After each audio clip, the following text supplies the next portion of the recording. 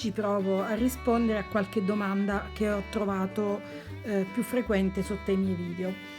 La prima, alla quale ci tengo particolarmente, è stata fatta da una signora che adesso non ricordo il nome, dove sotto a un video dove io mostravo i ferri circolari che utilizzo, quindi le varie punte eccetera, mi diceva che non aveva ancora trovato un video dove gli venisse spiegato come si utilizzavano i ferri circolari per la lavorazione delle maniche. Quindi presupponendo che noi stiamo lavorando o un top down o un bottom up, si lasciano delle maglie in sospeso da riprendere poi con delle maglie costruite qui per il sottomanica, in modo che si può costruire la manica. Questa adesso è una manica, è la seconda manica che andremo a vedere assieme, l'inizio, e questa invece è la mia manica terminata, dove qui ho messo ovviamente tutti i marcapunto che mi segnano le diminuzioni per ogni giro.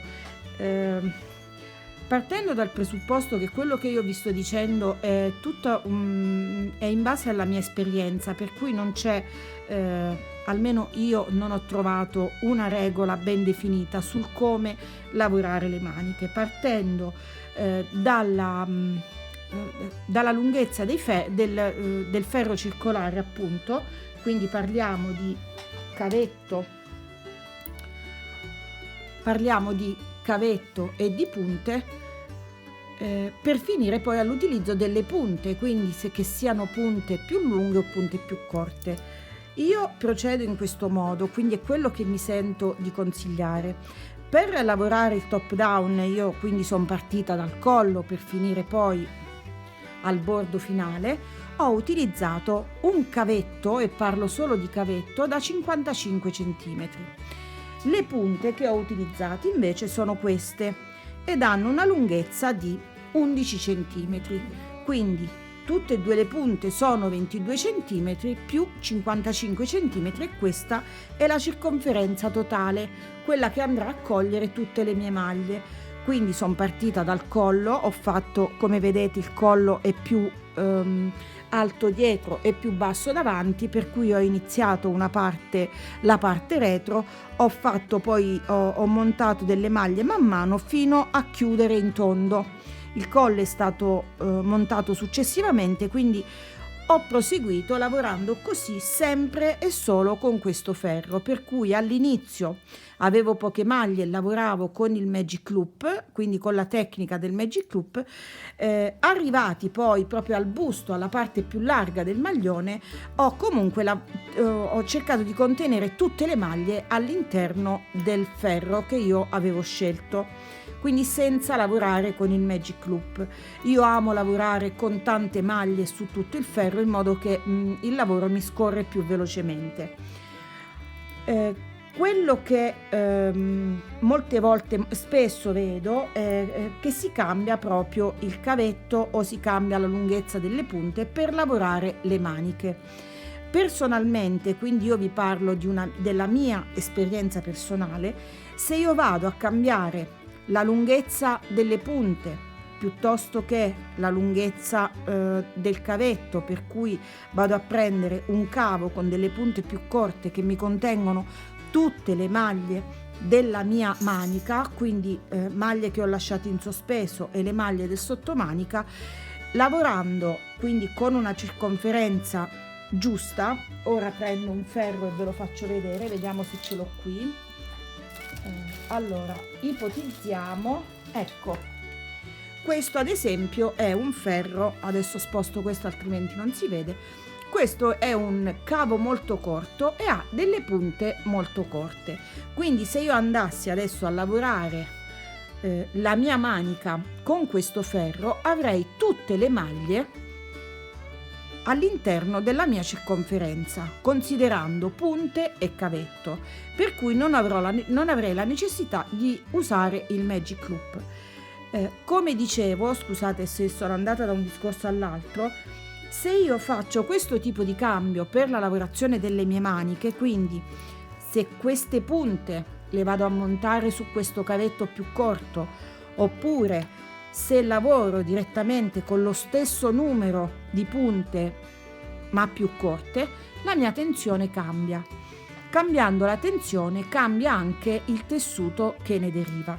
Quindi se io adesso questa manica l'avessi lavorata con questo ferro che avrebbe contenuto tutte le maglie, quindi mi avrebbe permesso di lavorare semplicemente in tondo, io per il mio modo di lavorare, per il mio modo proprio di maneggiare i ferri, di tenerli in mano, avrei avuto una tensione più alta rispetto a quella del maglione stesso, per cui una volta che io avrei avvicinato la mia manica alla mia maglia, a tutto il lavoro fatto in precedenza, avrei notato una differenza nel tessuto e non solo, avrei anche avuto un cambio di, come posso dire, cioè, se io avessi fatto il calcolo per come ho fatto della larghezza della manica, della lunghezza della manica in base al campione lavorato con questi ferri, avrei comunque avuto una differenza, per cui se il mio calcolo diceva che dovevo fare 150 giri per arrivare a un tot di lunghezza, cambiando ferro avrei ottenuto una tensione più alta, per cui un lavoro molto più stretto, che mi avrebbe dato anche una differenza poi nei calcoli che io ho fatto per la lunghezza della manica. Ovviamente questo che io vi sto dicendo non è teoria che riporta qualche libro, è frutto della mia pratica e della mia esperienza. Se poi si vuole lavorare con la manica con un cavetto più corto e le stesse punte, anche in questo caso, ecco, io adesso le vado a smontare e vi faccio vedere. Personalmente per me non è proprio comodissimo, nel senso che se io ho un cavo molto corto e le punte sono parecchio lunghe, faccio fatica a gestire il lavoro, perché quando man mano che si diminuisce la larghezza della manica, anche piegare e tenere in mano il lavoro, vedete, il cavetto tira nel momento in cui io mi incontro con tutte e due le punte. Quindi io sono per utilizzare cavetti corti con punte corte, qualora io avessi un cappellino, avessi, non lo so, sì, una circonferenza molto piccola, anche un maglioncino da bimbo, ma per lavorare le maniche io consiglio di lavorare con il Magic Loop e quindi non cambiare i ferri e le punte che abbiamo utilizzato per tutto il corpo del maglione, quindi riprendere le maglie della manica con lo stesso ferro. Quindi spero di aver risposto alla signora. Io adesso faccio vedere anche come vado a lavorare, quindi con il Magic Loop. Ora riprendo tutte le maglie e vi faccio vedere come gestisco io il ferro, visto che questo è molto più lungo della circonferenza che io ho della manica. Eccoci qua, ho ripreso tutte le maglie che avevo lasciato in sospeso, riprendendo anche le maglie che avevo costruito qui per il sottomanica. E ora, se io guardo i miei ferri, il mio ferro circolare anzi ha un avanzo sostanzioso rispetto a tutta la circonferenza della mia manica. Questo cavetto, come ho detto prima, l'ho utilizzato per tutto il corpo, quindi io non ho neppure cambiato cavo, perché la mia comodità è questa, lavorare con tante maglie in un cavo un po' più corto, quindi tenerle abbastanza contenute. In questo caso andrò a lavorare con la tecnica del Magic Loop, quindi pareggio i miei ferri in questo modo. Ora cerco di mettermi a favore di camera, ecco qui. È come se io l'andassi a dividere a metà, ok? Tutta la mia lavorazione. Questa è la mia manica. Io li pareggio, prendo dall'estremità opposta rispetto a quella dei ferri il cavetto e lo tiro leggermente. Vado a pareggiare i miei ferri in questo modo. Questo, ripeto, è il mio modo di lavorare e comunque la tecnica del Magic Loop è questa. Quindi prendo tutti e due i ferri, li porto in pari, il ferro che ha il filato che arriva dal gomitolo sempre verso l'esterno, ed inizio a lavorare la mia manica e la lavoro in questo modo. Questa è la tecnica del Magic Loop, così io farò le maniche. Quindi lavorando sempre in questo modo riuscirò a gestire sia tutto questo numero di maglie che un numero di maglie minore nel momento in cui sarò andata avanti con le diminuzioni. Adesso non riguarda la lavorazione con i ferri circolari, ovviamente io qui al centro della mia manica andrò a mettere un marcapunto per segnarmi il giro, perché solitamente quando si lavorano le maniche si parte poi dal centro del sottomanica a calcolare, cioè l'inizio e la fine di tutto il giro. Spero di aver risposto alla persona che mi ha fatto questa domanda, spero di essere stata chiara. Nel caso in cui non lo fossi stata, qualsiasi richiesta e qualsiasi spiegazione, qualsiasi dettaglio che ho tralasciato, magari lo posso sempre recuperare con un altro video simile che andrò a fare quando riuscirò. Quindi io cerco di raccogliere tutte le domande che mi vengono fatte e poi rispondere magari a quelle che hanno necessità di una dimostrazione pratica, perché scrivere tutto a volte limita anche un po' la spiegazione pratica. Non limita, la spiegazione pratica non c'è, ma limita proprio tutto quello che si vuole dire e che si vuole far vedere. Parliamo adesso di calzini, un'altra domanda frequentissima, ricorrente, alla quale veramente non è che non voglio rispondere per scortesia, ma perché è impossibile per me darvi tutti i calcoli e tutte le misure, è la richiesta di taglie di alcuni calzini. Allora, partendo dal presupposto che è sempre indispensabile fare un campione e lavorare in circolare il campione. Perché? Perché come già detto il campione in piano, in circolare, può cambiare di tensione, quindi potremmo avere una piccola differenza rispetto alle misure anche che ci suggerisce la fascetta del filato. In merito alle misure, io adesso qui sotto al video vi posterò alcuni link, in particolare della marca insomma di questa ditta che fa proprio lana per calzini, dove ci sono tutte le misure con i ferri, il numero di punti corrispondenti a seconda della misura che voi dovete fare.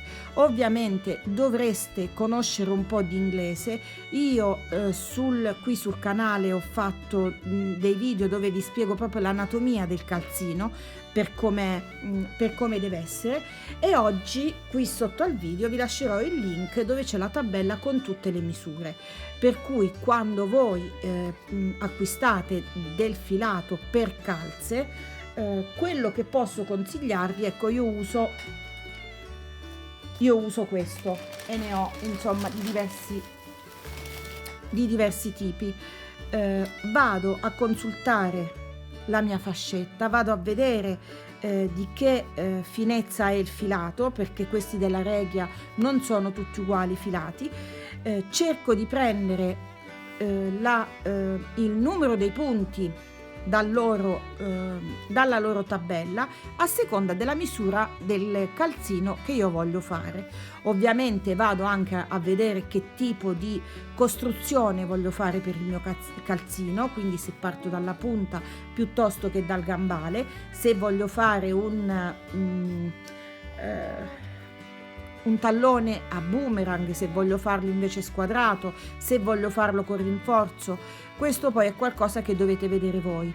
Quello però che vi posso dire, nei miei vari video che ho fatto per i calzini, io lì vi faccio vedere la costruzione. Vi spiego come deve essere diviso il tallone, se nel caso in cui si facesse il tallone quadrato.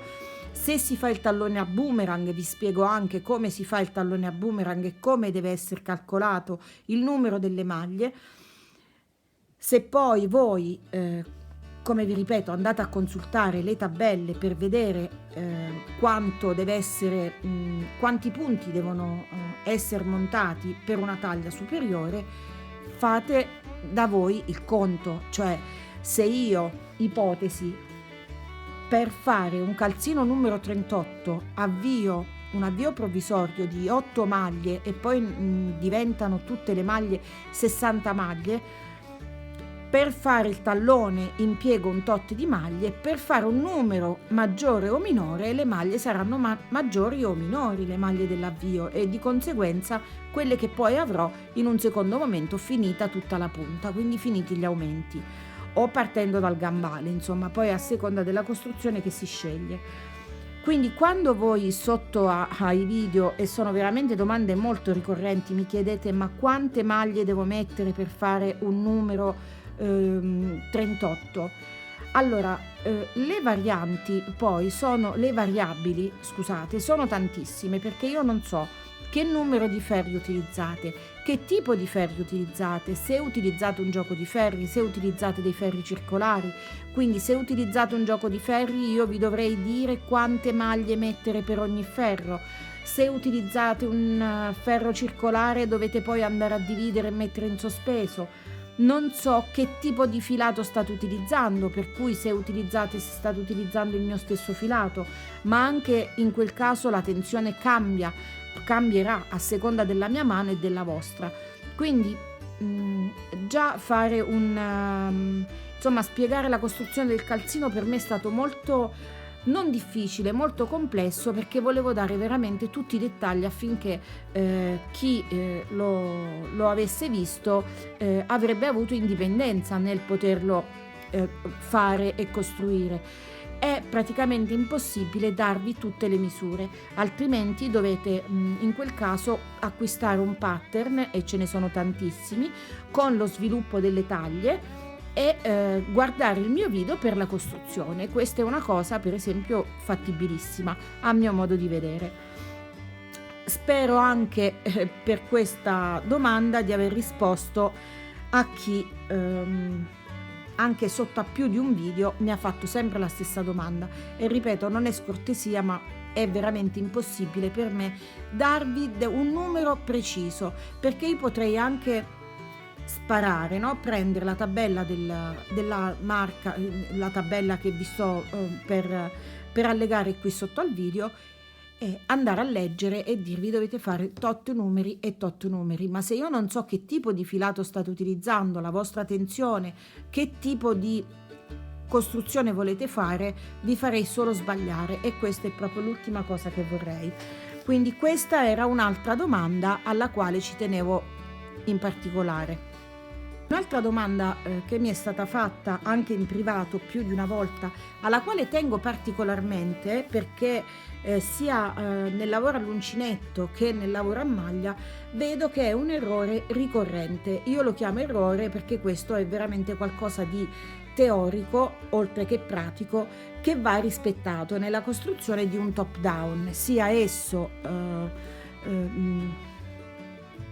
di un top down, da una costruzione quando noi dividiamo le maglie, quando montiamo le maglie del collo e poi dobbiamo andare a dividere quindi davanti, dietro e le maniche, ok? Quindi noi andiamo a calcolare un certo numero di maglie per tutta la nostra circonferenza, andiamo poi a destinare alcune maglie, come in questo caso per la manica raglan, sia una che l'altra, destiniamo le maglie al davanti e al dietro del nostro maglione.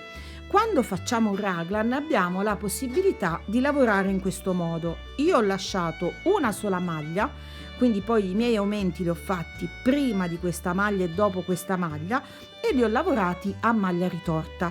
Quindi nella totalità delle maglie che io ho calcolato per la mia circonferenza, questa maglia andrà aggiunta al numero che io ho calcolato. Mi spiego meglio. Se io devo arrivare a una circonferenza di 100, ipotizziamo, di 90 cm, ok? Mi servono tot maglie per questi 90 cm. Queste tot maglie sono solo le maglie che saranno poi destinate al davanti, al dietro e alle maniche. Ok? Ci siamo?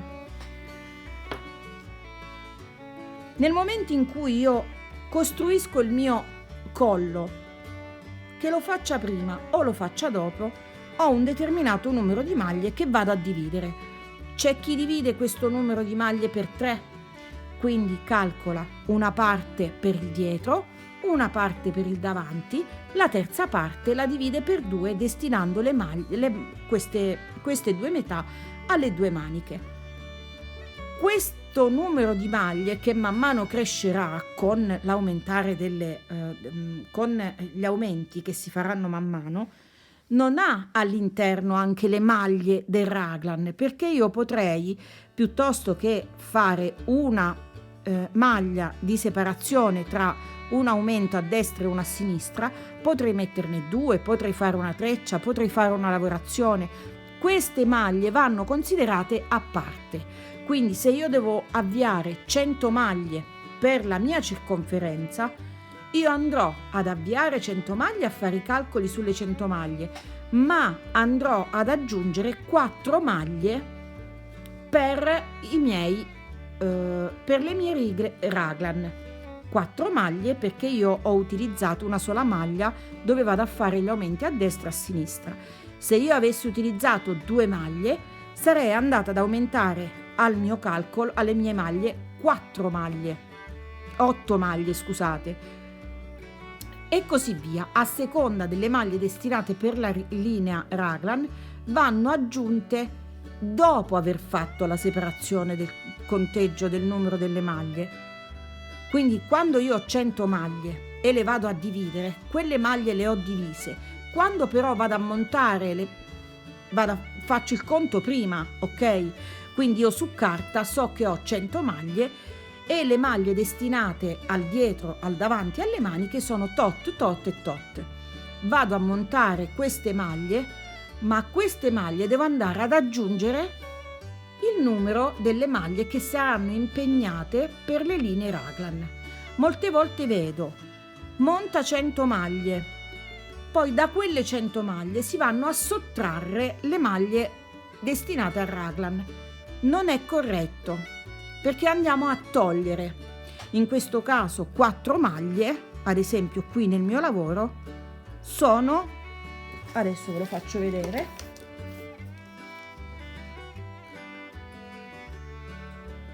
1, 2, 3, 4, sono quasi 2 centimetri, 4 maglie, e 2 centimetri a seconda del capo che stiamo facendo possono determinare una differenza.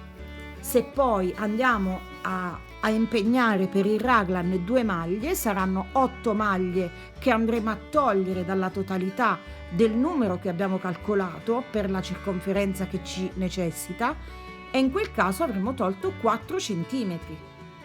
Quindi non è corretto togliere le maglie dopo aver fatto il calcolo, ma fare il calcolo di tutto e andarle ad aggiungere nel momento in cui si vanno a montare le maglie per il nostro lavoro, sia questo a crochet che nel lavoro a maglia. Non è un qualcosa che sto inventando io e sto improvvisando, ma è qualcosa che è così, cioè si deve fare in questo modo. Un'altra domanda che mi è stata posta più di una volta, sia sotto ad alcuni video che un paio anche in privato, mi hanno chiesto quante maglie mettere per il sottomanica. Allora, questo non c'è un numero definito, ovvero non posso dire io si mettono 3 maglie, 10 maglie, 15, una percentuale in base al maglione, perché tutto dipende dal tipo di costruzione che noi stiamo utilizzando. Per sempre fare il classico esempio pratico, io qui sto facendo un maglione da uomo, la taglia è molto grande, è una taglia 48-50 all'incirca, lo sto facendo su misura, quindi non è non sono delle misure standard, ok? Quindi l'ho fatto proprio addosso, prese le misure addosso a chi lo deve indossare. La mia riga raglan è molto profonda, quindi siccome è un maglione molto abbondante, non è un maglione piccolo, La linea raglan, che solitamente dovrebbe arrivare a pari proprio dell'inizio della nostra ascella, scende un pochino più giù. Nonostante questo, io per il sottomanica ho messo 12 maglie, quindi ho lasciato un bel pezzo abbondante per il sottomanica. Ovviamente queste maglie del sottomanica poi andranno a far parte di tutta la nostra manica. Io non ho qui la maglia che sto facendo sempre con questi campioni di filato che avevo. Ne ho fatte altre, le ho fatta vedere una maglia, se non sbaglio, nel video precedente, e ha però lo sprone, piuttosto che averlo raglan, è così, ha lo sprone tondo. In quel caso, siccome è una maglia da donna, ha uno sprone tondo, non deve essere proprio attillata, però ha una costruzione diversa, per cui in quel caso le maglie destinate al sottomanica sono minori rispetto a quelle di questo maglione. Ovviamente il numero di maglie, come vi ho detto, dipende molto dal tipo di costruzione che noi stiamo facendo. Un errore, per me è un errore ed è qualcosa che io non faccio mai, non vado mai a considerare le maglie del sottomanica per recuperare la circonferenza del corpo. Ovvero, se un maglione destinato a una donna, quindi avrà del seno, non andrò a calcolare le maglie del sottomanica per compensare la larghezza e quindi andare poi a recuperare la larghezza in più che mi serve per il seno, ma andrò a fare dei ferri accorciati oppure alzare leggermente la parte retro in modo che davanti ha una vestibilità diversa. Potrei anche fare delle penze per recuperare il seno, ma mai considerare le maglie del sottomanica sulla circonferenza, perché a seconda della nostra costruzione il sottomanica potrebbe anche essere leggermente più in giù rispetto all'altezza del nostro seno e lì avremmo un becco antiestetico, quindi sopra tirerà e sotto invece sarà più abbondante, ok? Quindi per le maglie del sottomanica è difficile dare, almeno per me, per la mia esperienza e per come lavoro io, un numero o un'indicazione ben precisa. L'unica cosa però che mi sento di dire, perché ho visto anche che a volte vengono proprio omesse le maglie del sottomanica, servono sempre, sia che noi stiamo lavorando un maglione attillato, sia che noi stiamo lavorando un maglione un oversize, piuttosto che un maglione da uomo tipo questo, molto pesante e con una vestibilità, con un agio molto molto ampio rispetto al corpo, alle misure del corpo. Ma le maglie per il sottomanica vanno sempre considerate. Non si può pensare di chiudere così la manica in questo modo, perché così non è corretto. In qualsiasi modello, anche se io faccio molto riferimento ai modelli sartoriali, abbiamo sempre un minimo, anche se è una camicia, è qualcosa di molto attillato, molto con una vestibilità veramente giustissima rispetto al corpo di chi lo deve indossare, il sottomanica serve sempre. Quindi quando voi andate a calcolare tutte le maglie, una volta che arrivate alla fine, se avete qualche dubbio, arrivate alla fine del raglan, scusate, se avete qualche dubbio, infilate su, perché la comodità di lavorare in top down è questa, no? Si infila tutto il pezzo addosso, si vede dove arriva la riga del raglan, se è proprio giusta sotto all'ascella, andremo a calcolare qualche maglia in più nel sottomanica, perché comunque deve avere una certa morbidezza. Se scende leggermente rispetto all'ascella, magari considereremo qualche maglia in meno, ma comunque nel sottomanica le maglie servono sempre, assolutamente. Questo non si possono omettere, non si possono non mettere le maglie del sottomanica, e c'è comunque un po' di attenzione da fare. valutare quindi per le maglie del sottomanica la costruzione che si sta facendo, che tipo di vestibilità gli si vuol dare al maglione oppure che abbiamo progettato in anticipo, e escludere in modo categorico che le maglie del sottomanica ci vanno a recuperare l'ampiezza del seno. Perché se io ho un seno molto grande ma ho delle spalle piccole, devo andare a lavorare su questa porzione per avere una vestibilità giusta, ma su questa porzione, quindi sulla parte che all'altezza proprio del seno, non del sottomanica. Comunque questa era un'altra domanda alla quale volevo rispondere, perché era giusto che l'approfondissi un pochino. Queste sono alcune delle domande alle quali ho risposto. Adesso apro nuovamente YouTube e vado a controllare tutti i messaggi ai quali non ho potuto rispondere ancora, perché purtroppo il mio tempo si è notevolmente ridotto negli ultimi mesi. Comunque io sto recuperando sempre tutti i filati che avevo accumulato in questi anni. Questo è il terzo maglione che faccio, quindi 2 l'ho fatti con lo sprone tondo e 1 lo sto facendo da uomo con lo sprone raglan. Vorrei proporvi poi un progettino sempre con questi piccoli gomitoli che ci restano anche dalla stagione precedente. Faremo un qualcosa veramente di molto semplice, adatto anche a chi si vuole approcciare ai ferri circolari, in modo da poter recuperare anche qualche filato che si ha in casa, esercitandosi un po' con i ferri circolari e, perché no, poi magari studiare quel tipo di progetto con dei filati che si scelgono e che si vanno ad acquistare. Quest'anno sono molto di recupero, per come ho già detto nel video precedente, quindi credo che lavorerò ad oltranza tutto quello che ho accumulato nell'ultimo tempo. Spero che questo video non sia troppo lungo, che non sia noioso, visto che sono tante chiacchiere, e mi auguro di aver risposto a chi alcune domande me le ha fatte anche più di una volta.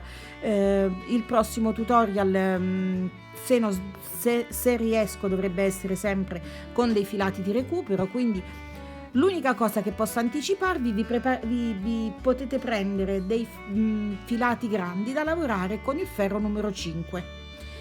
Fate un campione, lo fate almeno di 30 cm per 30 cm, lavorando in circolare, e poi andremo a vedere come sviluppiamo. Anche se non volete lavorare in circolare, in questo caso potete lavorare anche proprio un quadratino di 30 cm per 30 cm, in modo che poi nel prossimo appuntamento andremo direttamente a sviluppare il progetto che ho pensato.